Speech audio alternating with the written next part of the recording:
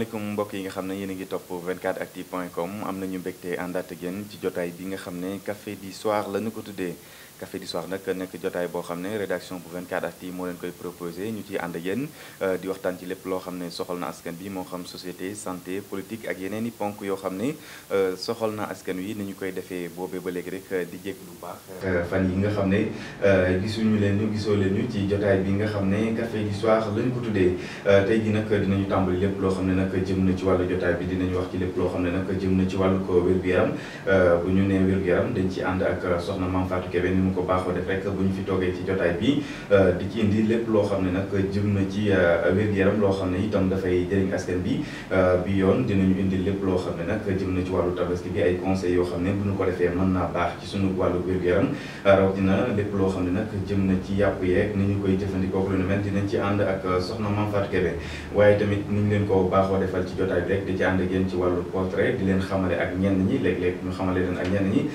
tey jii dinañu ànd ak ki nga xam ne nag moo di soxna Fatou Bintou Pouye nekk soxna Serigne Abdou Karim Mbacké borom Makarimal Akhlaq soxna Awa Ndiaye dinañu defal lépp loo xam ne nag jëm na ci portrait bi nga xam ne moo di soxna Fatou Bintou Pouye actu politique rek dinañu dalal tey Medoune Diouf nag nekkee APR ci parti njiitu réew mi waaye namit nekkee ci département bi ci diggante Touba Mbacké di yëngu ci politique di jàppal tànk ki nga xam ne nag moo di soxna Mame Khary Mbacké kon daal xam naa ci kanam tuuti dinañu jox suñu gan yi ñu daal di nuyoo rek ñu daal di dugg ci jotaay bi nga xam ne café du soir la ñu ko tuddee waaye di leen annoncé rek mais xam naa balaa yàgg tey ci waroon nañ fi am ñeneen i gan ñoo xam ne ci kër gi lañ nekk am nañu ay gan yoo xam ne dugg si nañ ci kër gi ñoo xam ne ràññee nañ leen la ku ci nekk ci liggéey bi nga nekk kenn ki moom Cheikh la xàmmee ngeen ko bu baax a baax Cheikh xam naa bientôt di ngeen ko gis ci yenn jotaay yi waaye beneen gan bi moom xam naa ne miin na micro yi foofu rek laa ci yem ak yéen borom bàkk ngóone mi ci yaasaar xam naa loolu dinañ ci egg yéen incha allah rabbi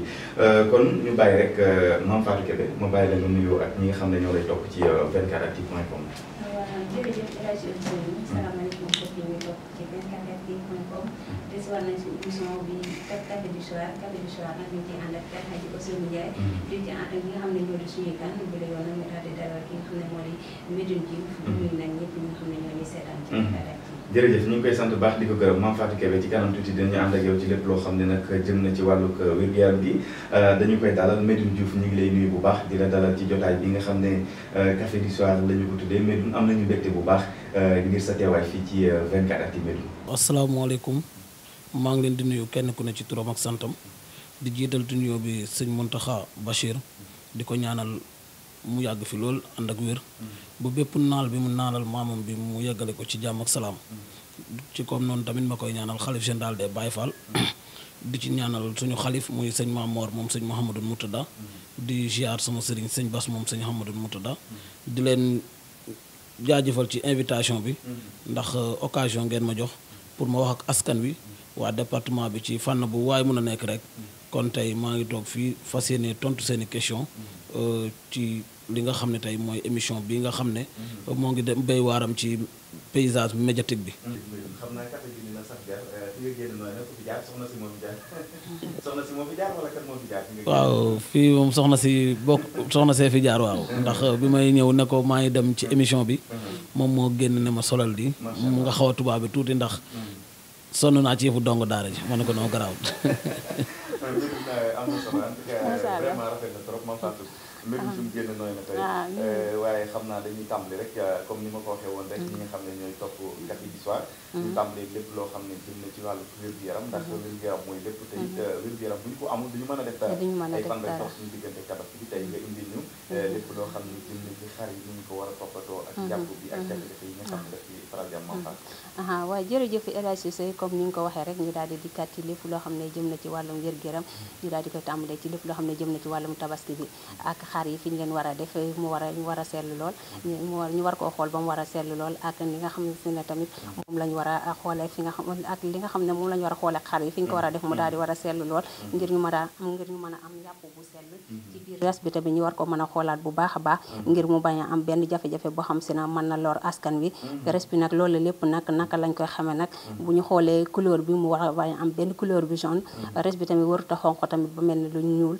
yàpp bi tamit ñu war ko xoolaat bu baax a baax a baax bu dee tamit ni ñu koy lakkee tamit ñu war a koo xool ngir mu bañ ñoo indil benn jafe-jafe bu dee tamit fi ñu koy teg tamit ñu war ko xoolaat bu baax a baax ba ngir ñu mën a moytu yenn micro yi waaw ci loolu nag ci lañ fas yéene daal di indi nag li nga xam ne moo di wàllum wér-gu-yaram daal di fas yéene yem ak yéen foofu rek nag ngir xam naa ne ñi nga xam ne ñoo di looyeen yeeg jaxate daal ñu xam def attention bu baax ok jërëjëf soxna Mame Fatou Kébé xam naa njóobeen yi tamit ak yàpp beeg ni ñu koy yàkkamtee waaye daal en tout cas ay conseils la yoo xam ne xëy na bu ñu ko waxee rek nit ñi mën ci bàyyi xel ndax tabaski moom feet la waaye nag feet li ci neex rek mooy def feetu jàmm ak salaam ànd tamit ak wér-gu-yaram kon nag ni ñu leen ko waxee woon rek ci lépp loo xam ne jëm na ci portrait bi Khady Niang dañuy ànd ak Awa Ndiaye rek tey mu xamale ñu ak ki nga xam ne nag moom moo di soxna Fatou.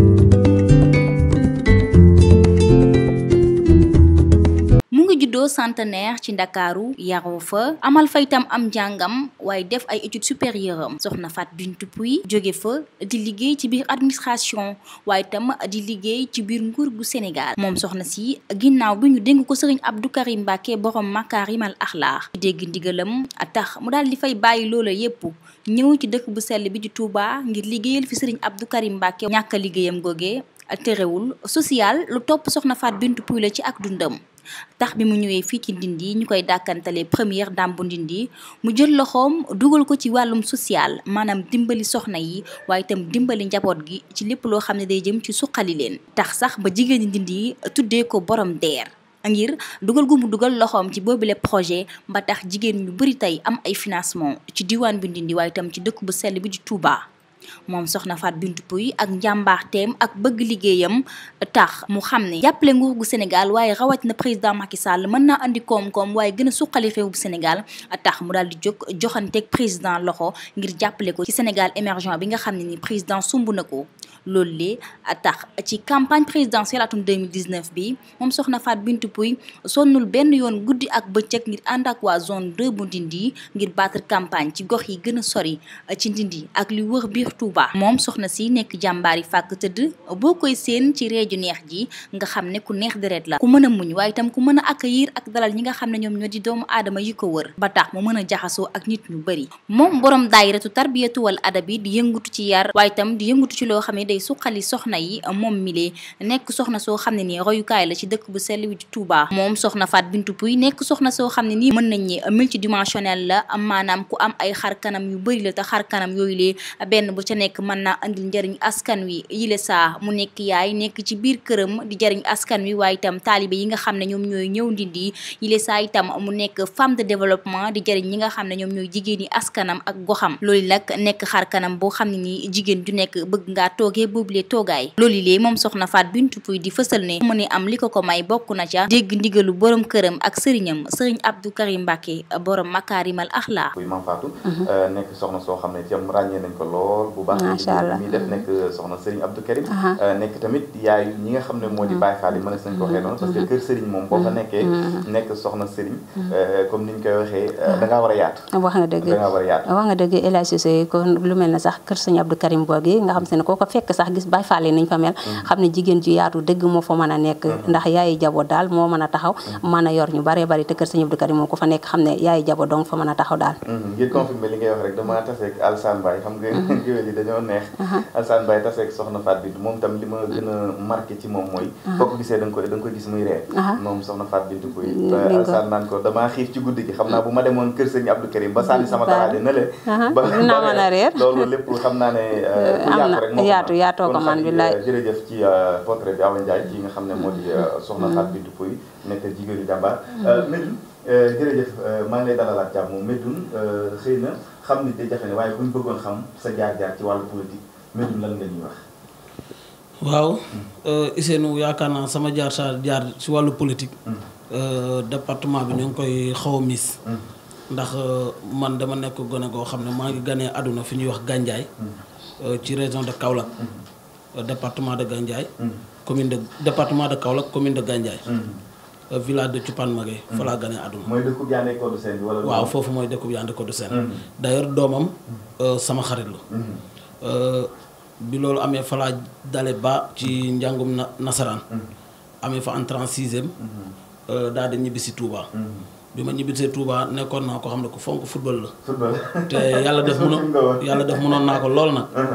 bi loolu amee ma xaw a nekk diggante Mbàkke fii sama papa xam ak gis-gis bi ñuy am ci kuy football fii ci Touba. par rapport ak feneen mu jële ma fi fekk ne ñetteelu soxnam moo ngi Casamance. mu jële ma yóbbu ma fa. fa laa defee entrée en sixième fa laa defee bac. fa laa defee BFEM aussi. bi ma amee kii nag nu ñu koy bac. ca lañ ma orienté université Cheikh Anta Diop de Dakar. ma ñibbi si Touba. dem université Cheikh Anta Diop de Dakar. jàng fa boo yàlla def ma am sama licence. mais bien avant loolu bi ma nekkee Casamance. am na benn mooy meeru dëkk ba ñuy wax Médina Wandifa. kooku moo ma copté woon par en tant que ma nekkoon président de l'amicale des élèves de Médina Wandifa. mu copté ma ñu ànd moo ma initié en politique. yàgg naa ci politique yàgg naa. ñu nekk ci ba yàlla def ñu falaat ko maire. ci loolu nag diggante bi man bi ma amee bac laa ñibbisi moom mu continuer. moom actuellement député la. à l'Assemblée nationale. nekk kon mënees na wax ne moom moo la initié. ci wàllu politique moo ma initié en politique. ñu koy wax Malang Seni Fati maa ngi koy nuyu de passage. mu nekk lu am solo. waaw bi ñu jógee foofu ma ñëw fii. bi ma ñibbisee Touba en 2014. boobu jàng naa boo am licence bu pare. UJTL woote réunion. UJTL bu ñu wootee réunion. kër Baye Moustapha Diop. ku ñu wax Modou Biram Diop. xamante woon nañ depuis Dakar. ci affaire lutte karimis yooyu ñu doon def étant étudiant. moom moo ma jàpp ci loxo yóbbu ma ba foofu. bi ma demee déglu leen ñoom Bac ñoom grand Modou Diop ñoom ñooñu classe googu ñoom Mamor Sarr. ma déglu leen ñu wax ba pare bi ma jëlee kàddu. ca lañ ma wax ne foo nekk ma expliqué leen. ca la ma bàcc commencé côtoyer. bàcc soog Moustapha Seck bu jànnatu commencé di ma côtoyer. mais puisque bàcci tout le temps daf ma doon woo. def ma rakkam def ma léppam. présenté ma sëñ Fallou. ma ànd ak sëñ Fallou. sëñ Fallou Mbacke. moom sëñ Mbacke soxna Lo. ok kon mën nañu wax que ni moom nga njëkk àndal ci wàllu politique. ci Touba moom laa njëkk àndal. lan moo waraloon choix bi ci moom. choix bi ci moom. bi ma ñëwee. boobu parti démocratique sénégalais laa nekk. mu nekk maanaam le responsable du parti parce que. ci structuration PDS nga tàmbalee. waaw ci structuration du parti. moo nekkoon le secrétaire général. de la section de Touba. fédération de Touba. parce que Touba c'est spécial. sëñ Baara nekkoon le président de la fédération. léegi man bi ma ñëwee. étant légaliste. mais naa ànd ak ki légal. te boobu kenn nga jàppoon ne moo légal. boobu sëñ Fallou moo ne légal. moo légal ndax moo nekk secrétaire général du parti. léegi ma ànd ak moom. bi mu ànd ak moom ba à la veille. des élections locales. mu créé benn liste. bi ñuy wax ànd suqali Sénégal. ànd suqali Sénégal oui. bi mu créé liste bi ànd suqali Sénégal. ñu toog waxtaan ci parce que man du ma sóobu ci loo xam ne. xaw ma ko. ñu toog waxtaan ci mu ne dafa bëgg considération au sein du PDS. ñu dem ci lutte boobu. ma ànd ceeg moom. mais bi ñu demee à un moment donné sëñ Fallou. nit ku baax la. voilà. mais da ngay dem foo mën a nekk rek day am ay collaborateurs de première heure yoo xam ne peut-être mun nga dem ba kilifa gi soo ko woowee téléphone doo ko jot soo ko soxlaa pour nga gis ko problème la day jafe man je me suis dit que man amul fenn fu may nekk ci politique soxla sama kilifa di la woo téléphone du ma la jot pendant une semaine bëgg laa gis du ma la gis entre temps je l'ai quitté ma dem ci Abdoulaye Niane kon daal manque de considération très bien ñàkk a yëg moo tax nga bàyyi foofu ma bàyyi Sëñ Fallou ci politiquement bi mu fa bàyyee fekk bàcc soog aussi yàlla def banaat puisque c'est un grand frère. kon da ngaa dem yóbbaale ko wala yéen a demaale. non politique moo ñu boole mais politique. est-ce que waajal leen ko est-ce que dégguwu leen ci biir. non loin de là. parce que man bàcc maa ko njëkk a woo. man ci presse laay wax. te li may wax lu ñu mën a vérifier la. ma ne ko bàcc franchement ma ne ko je ne me vois plus ci doxalinu Sëñ Fallou. mu ne ma non commencé di ma dissuader. ma ne ko non bàyyi ma toog nii. yàlla def ci diggante bi. mu am ay mésentente digganteem ak Sëñ Fallou. mu dem ci Abdoulaye Niane. bi mu demee ci Abdoulaye Niane. mu woo ma ne ma damaa bëgg nga rencontrer Abdoulaye Niane. puisque ni ma la ko waxee suñu jabari sax dañuy demlante que dikkalante. ma ne ko c'est pas méchant. ma ñëw toog ak moom moom bàcc soog. keneen ñeentali. mais est-ce que loolu du complot bu ngeen def contre fi ngeen jógee quoi parce que comme ni nga ma ko waxee ci tàmbali bi yéen ñaar yéen a defandoo lu bari ngeen jékki-jékki rek ngeen ko gisatuma sama bopp moom tamit mu dem yow nga dem du complot suñu paree di nga xam ne su ma paree sama argumentaire di nga xam ne du complot vas-y bi ñu toogee ak Abdoulaye Niane mu wax ñu parcours am mu nekk benn parcours bu élogieux mu nekk koo xam ne tey waxuma la département waxuma la région de Diourbel waaye fierté la pour Afrique. ok ñu toog waxtaan. ma wax ko condition yi ma bëgg mu wax ma condition yi ma bëgg. d'accord ñu ànd waxtaan ci loolu te li ma lay wax nii ci presse laay wax. ci presse yooyu amul benn leader ci ñoom ñi ma la wax la gum. amul kenn ku ma ci mos a àndal ne la 5000 francs mooy condition pour ñu ànd. ok kon daal da ngeen te di duñ la ànd mos a wax ne jox nañ ma 5000 francs duñ la mos a wax ne jox nañ ma 5000 francs pour mu ànd ak ñoom politiquement. kon ay principe ngay ànd ak ñoom. parce que damay soxla sama autonomie bopp. ok heure bu ma gisatul sama bopp su ma bëggee arrêté. da ngay arrêté ok d'accord man noonu laay doxee. d'accord super du ñu àndee ñuy ànd di liggéey. d'accord ba mu gisatuma sama bopp ci mbir mi. ma taxaw nga taxaw ok. te les mêmes considérations yi ma jëloon ci nu mu tudd Sëñ Fallou. ça se répète chez Abdoulaye Niang. ok d'accord ma arrêté kon mu mel ni bari na ci gars yi. bi ma arrêté nag. boobu waxuma dara. ok soxna maam xari ñëw soobu ci langue politique bi. d'accord soxna maam xari Mbàkke. waaw léegi. mu waxtaan ak man. voilà mu woolu ma ñëw toog ñu waxtaan. ok mu ne ma. man de bi Abdoulaye daanoo ba léegi dama arrêté woon samay activité politique. d'accord mais actuellement. damaa bëgg dafa bëgg ngeen jàppale ma. ma jàppale président. ok ma ne ko man de am na ku ma doon àndal. mais lii ak lii ñoom moo tax. nga tegal ko ay conditions yu leer. mais nag. bien que yaag sama sëriñ yéen a bokk benn baay.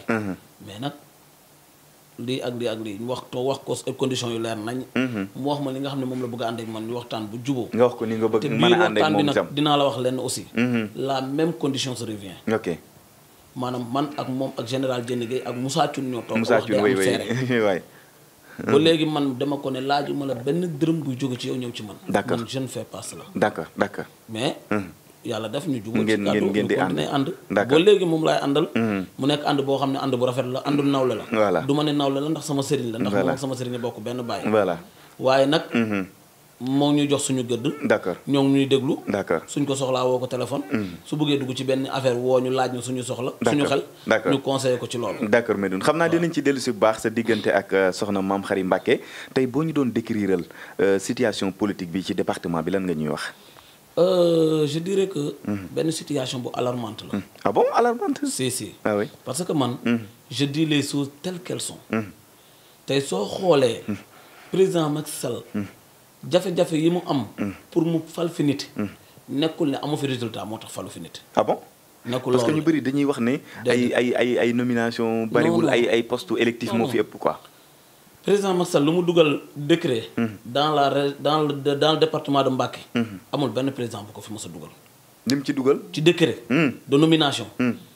loolu nan histoire politique Medoune lan nga ñu mën a leeralee loolu. dinaa la wax lenn. l'ancien chef de village. de Touba. oui décret ko fal. ok président Macky Sall la. soxna Naata Samb. mu nekk soxna sëñ Bass moom sëñ Moutala. ok fees bu mu yor. décret président de la république la. d'accord. Matar Diop. décret président de la république. d'accord. l'ancien ministre Khadim Diop. ok décret président de la république. d'accord. Cheikh Abdou Bali. décret président de la république. moom lañ fi mujjee def. sëñ Bass Tip. waaw sëñ Bass décret président de la république. d'accord kon daal bari na. ak ñeneen ñoo xam ne ay décret yoo xam ne ñoo ngi fii. di yoo xam ne président moo ko fi joxe. d'accord président amul problème joxe fi décret. kon da ngay contredire ñi naan président xëy na ñi nekk fii da leen a joxut àqam dëgg-dëgg. maanaam suñu ñàkk a juboo mooy problème mu président au sein de Touba. Touba dafa sensible. néew la ko bëri lim fi am. su ci boolee benn coow. day gën a perte. ndax tey imaginal tey suñu jàppoon Khadim Sylla nga xam ne c'est un jeune boo xam ne mérité na ko du point de vue de parcours point de vue intellectuel munoon nañ ko def benn DG société suñ ko defoon tey waa kër Mame Khary jóg wala waa kër Cheikh Abdou wala waa kër Alla Sylla wala waa kër diw ne non président war na jox diw coow loolu nag tout ça réuni président il préfère de nous laisser à nous-mêmes. mais est-ce que loolu ay jafe-jafe la est-ce que loolu tamit bokk ci li nga xam ne da leen di jafe-jafe yi parce que gis nañu ne élection yi fi jàll yëpp xëy na dañ leen fi bàcc comme ni ñu koy waxee. non je ne dirais pas bàcc. xam nga à Touba vote bi passé nii. nekkul benn vote boo xam ne le parti Rewmi bi gagné. nekkul li nga xam ne da koo liggéey ci terrain bu gañ ko. ah bon loolu man lépp lu ma la wax ci politique. maanaam waxuma la bindal téere de. waaye bindal teg. su ñu demee ba jamono ba yegsi. soo ko indiwaatee pour révision. soo ko yóbbuwaatee devoir di nga trouver 80%. maanaam réew mi. nekkul benn vote boo xam ne dañ ko liggéey mais c'est un vote affectif. affectif moo am. vote bi mooy maanaam le président Abdoulaye Wade participé wul. maanaam tey ñu xool ne maanaam Idrissa Seck. ak tole bi amoon diggante Mouride ak Tidiane. ak vocal boobu doon dox. genre yooyu du ma dugg ci dans les détails murid day sot te tey day am benn localité bu ñuy wax dañuy wax bastion benn parti la. ok le président Abdoulaye Wade il était un tout puissant président de la République. ok 2 petites communes au Sénégal. dinaa la leen a tuddal. te mën nga ko vérifier journaliste nga. ok Abdoulaye def na fi 12 ans. mosu leen a gagné. ok mooy la commune de Gandiaye dont je suis ici. et la commune de Yène. Abdoulaye mosu leen a gagné. mosu ko gagné. et pourtant def na fi 12 ans responsabilité yu ne joxe na ko fa. pour gagner ces 2 petites communes là. ok mais mënu leen a gagné. lu tax. parce que bastion socialiste lañ woon. ce qui se trouve à Touba. dañ leen endoctriné voilà. non je ne dis pas endoctriné. ñun génération bi xamuñu woon Sëñ Fallou. ñu ci bëri xamuñu Baye Laat. ok petit benn kii ñoo ci xam. Sëñ Abdou Khadre. d'accord ñu ci xam mooy Serigne Saliou Mbacké. d'accord jëm ci Sëñ Alaaji Baara. d'accord Sëñ Saliou bi mu ñëwee digganteem ak président Abdoulaye Wade kenn ku ne gisoon na ko. ñu ne déedéet waaye Sëñ Saliou jóge fi Sëñ Alaaji Baara remplacé ko. d'accord bi mu ko remplacé ne ñekket dem fekk Abdoulaye Wade palais. d'accord dem gane ji ko. loolu yëpp nag. Abdoulaye Wade ca biir palais ba. mu wàcc séesam. d'accord jox président jox xalif général mu toog. voilà moom mu toog ci suuf. d'accord mu jiite fa juma ok nu mu ko waxee timis. ci biir palais ba. murit ku ko respectel maanaam kilifam. mu respecté la. tekkiwul ne président Macky Sall respecté wul kilifa yi. ndax kenn ku ne dégg na. li ko sëñ Mountakha wax. bu yàggul mais nag Abdoulaye Wade moom diggante mag waa Touba. c'est une longue histoire. ok loolu sooy politique nga bëgg koo bañ. sa xolay jeex. da ngay sonn ah. da ngay sonn. d'accord mais Abdoulaye Wade moom franchement. voilà Touba moom moo ci teg loxo. situation bi ñu def mooy. dañoo toog wut coordonnateur wut secrétaire général des jeunes wut nangam. ba mu nekk loo xam ne maanaam tey. s'il s'agit de parler avec les jeunes. am na koy contacter directement. su nekkee da ngay wax ak les femmes. am na koy contacter directement. ok su nekkee da ngay wax ak la jeunesse féminine. ok am na koy contacter directement. mais est-ce que hiérarchie boobu respecté nañu ko. respecté nañ ko tout ça réuni nag. soxna si politiquement. lu muy dugg. dañuy woote réunion. ok toog kenn ku ne joxe say idée. ñu joxe idée ñu xool lan mooy kii ni ñu topp loolu. yenn saa yi ma joxe loo xam ne mbooloo mi jàpp nañu doxut. yenn saa yi général joxe loo xam ne mbooloo mi jàpp nañu doxut. léegi après ñu doxal li nga xam ne moom la ñuy lii. léegi nag su nekkee ne maanaam gis sa bopp ci mbir mi comme ni ko gars yi di waxee. maanaam dafa am façon ne gisuñ sa bopp. ku jël say activité yépp wékk ko ci politique. bu nga yor sa soxna. ok bu nga yor sa njaboot. bu nga yor say yëfu bopp. ok yépp bu ko wekk ci politique. doo gis sa bopp. ok kon daal du métier. politique bi su paasee. kenn ku ne donte da ngay gasum kan. xëyal nga gasum kan. ok suñu toogee ba activité politique jóg. nga ñëw bokk ci activité politique ba la ca génnee nga jot lu sa cër waaye soo bëggee tey ordonnance bu génne nga ne maam xari. facture courant ñëw nga ne maam xari. leneen ñëw nga ne maam xari su yàggee doo ci gis sa bopp. kon daal boo ñu bëggee wax mooy politique bi donc warut doon métier. déedéet. kon da ngeen koo boole ak yeneen yoo xam ne ci ngeen ànd. politique. ñoo ngi ànd ak maam xari. di politique. waaye ba politique ba jeexee kenn ku ne da ngaa teg politique bi nu le. jël nekk sa xëy di wàcc di yóbbu sa kër. ok est-ce que ay recrutement am na ci li mu jiite soxna maam xari. waaw maam xari moo ngi jiite Raziat. ba pare ci biir Raziat am na benn société bi ñuy wax Yande. yàlla def mu gagné marché gerte gi. mu nekk marché boo xam ne Sonacos moo ko géré. ci temps wu président DG kii nu ñu koy Pape Diop. Pape Dieng. bi loolu amee. recruté na 12000 salariés fii ci biir dëkk bi. ci biir dëkk bi. première tranche. ok barke Dembo Ndiaye motul 3 mois bi ñuy yokk. yokk na plus de 1200 salariés. d'accord te ki ci gën a tuuti le salaire. ki ci gën a tuuti le salaire ci presse laay wax. am nga 75000 francs. ah bon. de revenu mensuel. kon mi ngi créer emploi. loolu. reflété na. ci résultat bi nga xam ne. moom la doon président am ci au niveau communal. et pourtant ñu bëri Médoune dañuy wax ne peut-être Mame Khary président daf ko favoriser parce que bi mu ñëwee moom la fi tudd yeneen responsable yi nekk fi gis nañ ñeneen ñoo xam ne sax dañ doon génn di mer ak xuloo yeeg yu mel noonu. waaw xam nga li ma doon wax sànq moo ngi ñëw. je pense que tey Mame Khary su toogee ci biir mbooloo. président jël fameuse phrase boobu ne ko soxna Mame Khary Mbacké gàcce ngaalaama. wane nga ne su jàppale jotee maanaam. ni ngay dugalee sa loxo et genre yooyu comme ni mu ko waxee. yaakaar naa loolu dafa waroon nekk fierté de tout homme politique. mais moom donc nekk fi politicien nag. non maa ngi ñëw am na yeneen responsable yu fi nekk. maa ngi ñëw. bu loolu amee. waroon naa nekk fierté ñëpp. parce que tey gerte gi. am na ñu bëri ñoo xam ne ñoo ngi Kaolack. wala ñoo ngi Louga. ok ñoo ngi demandé pour gérer marché boobu. voilà mais tey ñu yëkkati ko teg ko ci loxoy doomu Touba. rawatina sëti Serigne Touba. kon kooku su siy def résultat bu président mi ko dénk gis ne mu ngi ci def résultat ba tudd ko. dafa waroon nekk ndamal waa Touba yépp. Khary Mbacké te moom tamit dafa nekk koo xam se ne dafa mën a xuloo ndax ñenn ci Mbacké yi da ngay gis tamit muy faral di histoire ak moom est-ce que neex na défendre moom it. non est-ce que doo nekk avocat di jaabul. non du ma nekk avocat di jaabul je ne dis pas que xuloo. je ne pense pas que maam Khary di xuloo ndax. yenn saa yi man mii. dañ may wax ne dangaa bëri xadar yenn saa yi mu woo ma man ak moom kese fu kenn fekkewul mu ne ma waxuma ak yow en tant que politique damay wax ak yow en tant que doomu sëñ Mouhamadou Moutada ndax fa nga bokk nañ wàññi xadar gi tuuti def seen bisaab ngeen def ci tuuti ndox ndax amaluñu il faut diluer le vin amaluñu benn njëriñ ñuy xuloo wala ñuy xeex wala ñuy waxante yenn yi wala nangam moom à chaque instant nit di wax li mu ne dee dal leen parce que man ay coow ay yooyu waruma di ko def ci dëkk bi parce que dëkk bi tey suñ ko doon jaay dinañ ma jox sama wàll te tey am na yoo xam ne suñ ko doon def tamit su ma ko defee ci naka sudul noonu dinañ ma xoolee bëtu sëñ Mouhamadou Moutada kon am na loo xam ne du ma ko def léegi nag diggante jigéen ak moromam am na ku mu fi ama doon incident loolu incident la et je pense que ñoo bokk seenu maam et que ña ci war a dox tànk jàmm dox nañ ci tànk jàmm woo nañ leen jubale leen ñu joxante loxo diggante mën nañu wax que yéen seen diggante ak yeneen responsable yi nekk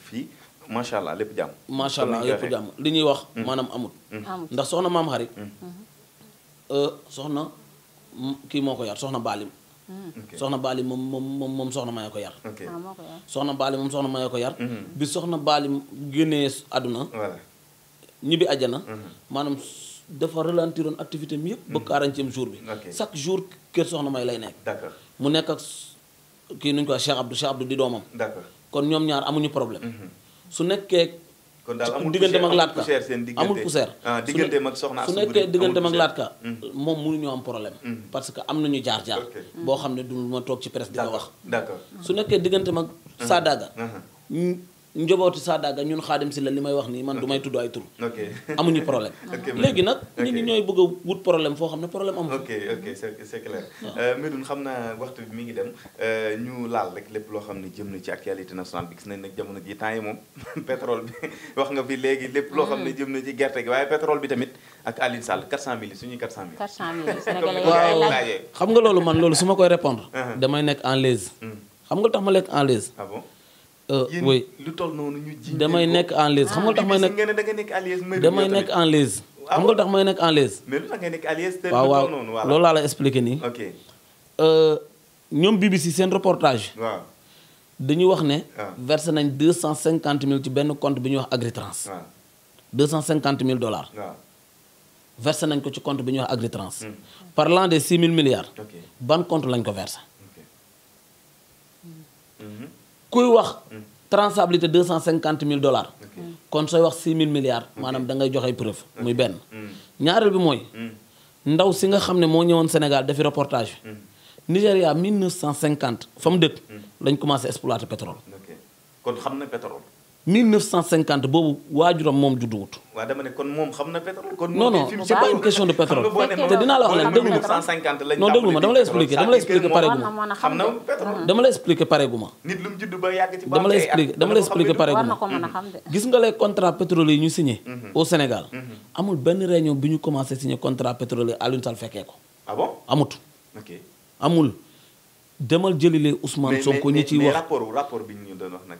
maanaam contrat bi ni muy demee mooy Frank Timis en 2009 ay tur laay tudd Samuel Sarr Madické Niang ñoo ko fekk à Londres dans son bureau ne ko ñëwal Sénégal y a potentialité d'existence du pétrole mu ne leen Libéria laa jóge investir fa $300 millions perte ko ndax pétrole soo investir soo gisul da ngay perte kon Afrique damay dégoo donc stand-by ñu nekk di ko convaincre bu sawaay ñëw bi mu ñëwee commencé ci Sangomar la commencé Osor financé fa $70 millions yaa ngi dégg diggante bi Samuel jóge fi Karim ñëw Karim bi mu ñëwee processus bi émission bi duñu ko may mais entre les deux tours la ko Ablaye Wade signal contrat de recherche ndax entre deux tours premier tour présidentiel 2012 ak deuxième tour bi la Ablaye Wade signal ko projet de décret muy contrat de recherche te boobu financé na lu tolloog 170 millions de dollars. kon Alioune Sall lu ko dugal ci pétrole bi. Alioune Sall lu ko dugal ci pétrole bi très bien lu ko dugal ci pétrole bi. waaw maanaam dafa am jargon pétrole li ñuy wax représentant pays. ok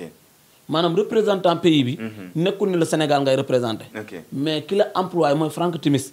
Alioune Sall moo leen di teewal fii Sénégal. ok Sénégal fayu leen 1 franc. mais moom mooy fay xaalisam. d'accord à Alioune Sall. ok loolu nag ñoom investisseurs yi dañ koy def. d'accord ndax dañuy bëgg frère du président. D'accord. wala nièce du président. Ok. wala nangam bi mu demee Libéria tamit doomu Charles Taylor la jëloon. d'accord mais amul benn contrat Kon benn daal Alioune contrat Sall, benn contrat pétrole.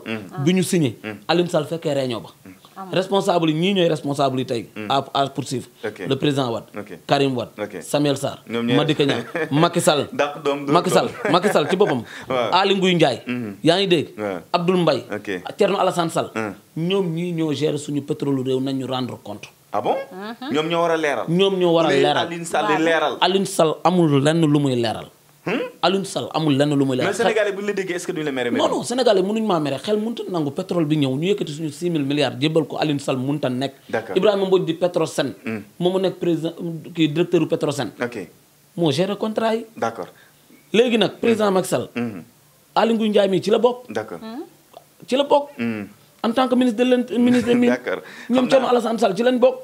ak ñeneen ak ñeneen. kon Voilà. bu ñu jël bal bi. di ko sànni Alioune Sall parce que rakku njiitu réew mi la. D'accord. amul benn responsabilité. d'accord d'accord mais duñ xam naa mbirum pétrole bu ñu ko toppee mën naa gën a yaatu parce que pétrole moom yaatu na lool mais tey dañu xëy jàng ci yenn yéenekaay yi gis que ni am na benn scandale bu am ci palais bi parce que ay surfacturation bañ ciy tudd Seydou Gueye est-ce que tamit loolu jàppoo ni tamit dina entaché waat seen i mbir. waaw loolu moom franchement man rafetluwuma ko. su nekkee ne c'est une chose avérée. Ok. lu may ñaawlu la. parce que tamit primo.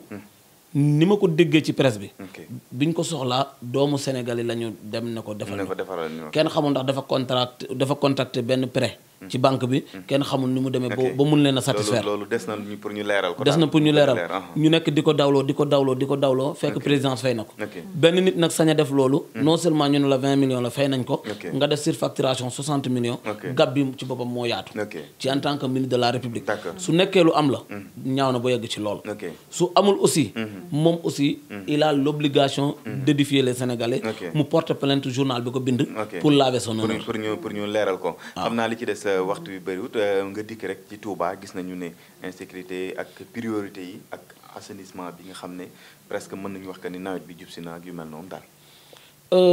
Touba moom insécurité bi fi nekk mun naa ne surtout problème mu assainissement bi. waaw problème mu assainissement bi moom foofu moom je pense que problème mu mairie la ok parce que tey état du Sénégal nee nañ injecté nañ fi 11 milliards ok pour assainissement Touba su amee lu changé mooy côté ñaari étage Ok. parce que ñun ñëpp fii lañ dëkk kon daal li ñu ci def su ma taxawee jàkkaarloog askan wi ne leen tout est ok su ma génnee tamit dañ may jéem dañ lay mais le problème mooy dañoo am benn problème blocage totalu Touba mooy le maire Latka bien qu'on partage le même parti mais mooy problème mu Touba Latka moo nu mu nekkee problème Touba. Latka mooy le problème majeur de la ville de Touba pourquoi lan. parce que Latka mairie bi dañ ko dénk lu gën a jekk ci taalibe sa sëriñ dënk la loo xam ne attanoo ko mu leer na ne doo ko doxal comme na mu waree nga respecté sa sëriñ Ok. ne ko sëñ bi sant naa la gërëm naa la ci confiance bi Kon- mais léegi ma sant kon- mënuma ko doxal par kon rapport da ak nga samay bëgg wax ne activité dafa incompétent. non seulement il est incompétent ok non seulement ignorant la ci liñ ko jox non seulement il est abonné aux absents et pourtant yéen a bokk fu ngeen. non nekk suñ ko mais bokkee mais suñu bokkee Latka la personne de Latka dafa nekk sax pour la confrérie mouride Ok. parce que il est parti du néant pour réussir li mu réussir ok su nekkee côté boobu man ku ma naw la sama idole laa koy def ok waaye nag du point de vue de la mairie ok bokkuma ak moom gis-gis daa war a able kon.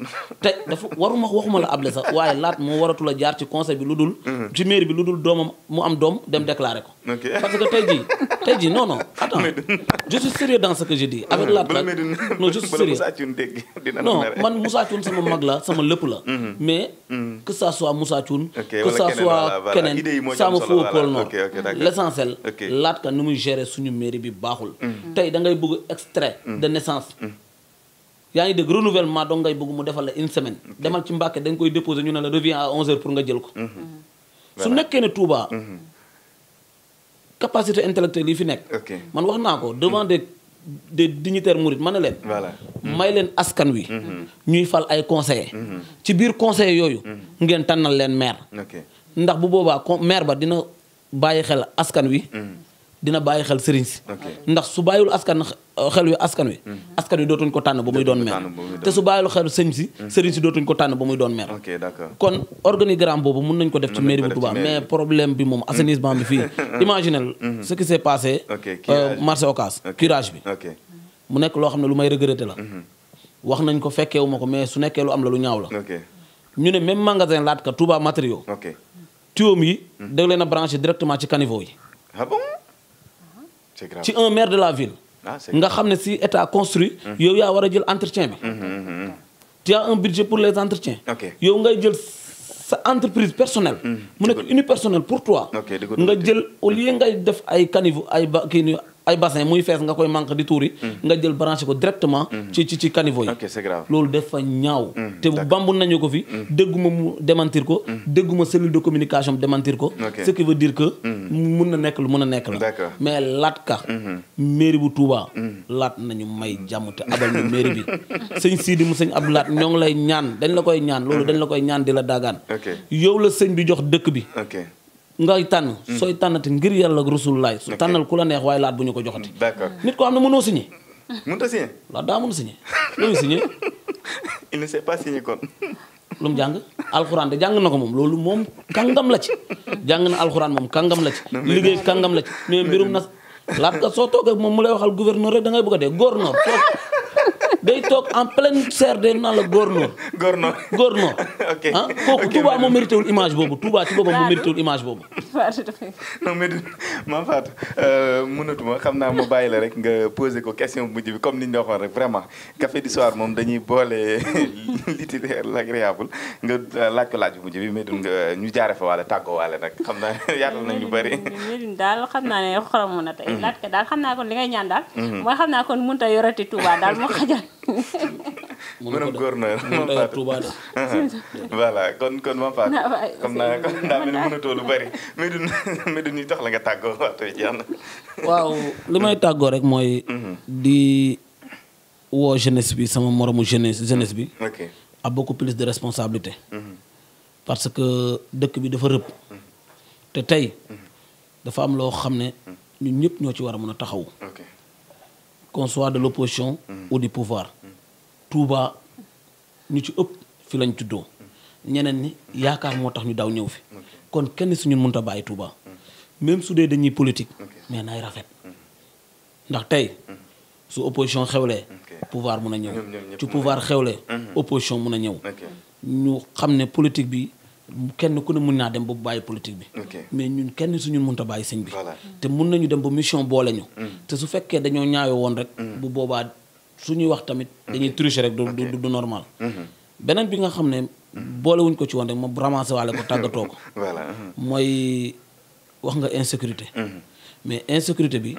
bien vrai que am na mais ñi ko war a gérer aussi muy la police parce que du ma ne la gendarmerie la police man du benn yoon du ñaari yoon du ñetti yoon suñ ma wooyee man ma wax ko dama gis ñuy arnaquer société bi nañ ko bàyyi policiers yi nañ may nit ñi jàmm policier da lay jàpp fay loola 3000 nga yor dentité yoroo dentité nga fay 3000 soo fayee 3000 mu bàyyi la nga dem waaye léegi su nekkee bandi nga yor arme bu nga dugg ak moom ci biir dëkk bi loolu nañ ko wax su nekkee sëñ bi yónni wu leen ko ku ñu jàpp ci dëkk bi yoroo yamba yoroo lu loi di tere yoroo lu sëñ bi di tere nga yor sa pièce d'identité même soo ko fàttee say mbokk indil la ko nan la bàyyi nga dem mais dañ lay jox fayloo 3000 borom oto yi ñoo ngi leen di fayloo moo ngi fayloo nit ñi ñoo ngi fayloo borom moto yi franchement dëkk bi yàlla na ma yàlla jégal mais du point de vue de saayir anarchie totale moo fi ne te loolu Touba mérito maa ngi sant ñëpp di gërëm ñëpp waaw jërëjëf Medoune am nañu mbégte sa teewaay fii ci 24 actu ci Café du Soir xam naa bi ñu la ko waxee rek nga daal di teewee jotaay bi loolu suñu mbégte la bu baax a baax waaye tamit waxtaan bi li ci am solo mooy ponk yi nga xam ne tànn nañ ko ngir waxtaane ko wax dëgg yàlla leeral nga ko ni nga xam ne noonu lañu ko bëggee woon donc loolu tamit mbégte la bu yaatu boo xam ne am nañ ko waaye OFT gi nga am ba wuyu si fi nga xam ne moo di 24 actu waaye nag émission bi nga xam ne Café du Soir lañ ko tuddee fii nag moom dañ lay bàyyi ku ci nekk ak sa xel mu dal nga defal ni nga xam ne moom moo di jotaay bi ñu ko tàmbalee léegi ay at noonu la jotaay bi tàmbalee di demee ñu ngi lay sant baax di la gërëm. jërëjëf Medoune kontaan nañ bu baax a baax. jërëjëf voilà Mame Fatou xam naa. café gi daal mel ni saf na jar kon tey. café gi waaw ni ñu ko doon waxee café gi daal tey moom macha allah saf na jar. ñuy sant bu baax El Hadj Ousseynou mi nga xam ne moom lañ ko bokkaloon di sant suñ cameraman yi mooy Cheikhouna sa goro Ndiaye ak jinne cameraman yi Cheikhouna.